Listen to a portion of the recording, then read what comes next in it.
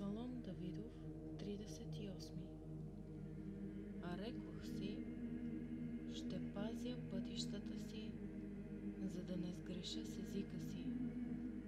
Ще обуздавам устата си, додето нечестивият е пред мене. Бях ням и безгласен и мълчах дори за доброто, и скръбта ми се усили. Пламна сърцето ми в мене, огън се разгоря в мислите ми.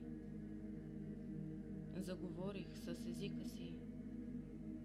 Кажи ми, Господи, моя край и какво е числото на моите дни, за да зная какъв е векът ми.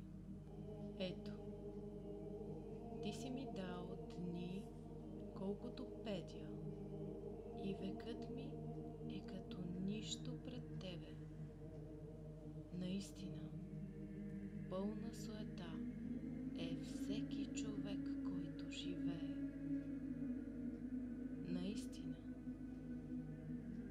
човек ходи като привидение, на празно се лута, събира и не знае кому ще се падне то. И сега, какво да очаквам? Господи, надеждата ми е на Тебе.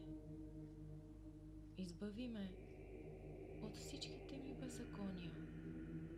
Не ме предавай на безумния, за охулване. Станах ням и не си отварям устата, защото Ти направи това. Отклони от мене Твоите удари. Аз изчезвам от Твоята поразяваща ръка.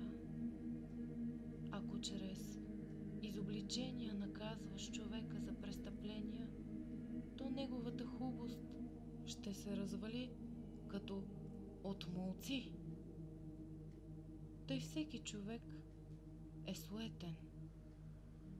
Чуй, Господи, молитвата ми и дай ухо на моите вопли. Не бъди безмълвен към моите сълзи, защото съм странник от Тебе и пришелец, както и всичките ми отци. Отстъпи от мене, за да мога да се подкрепя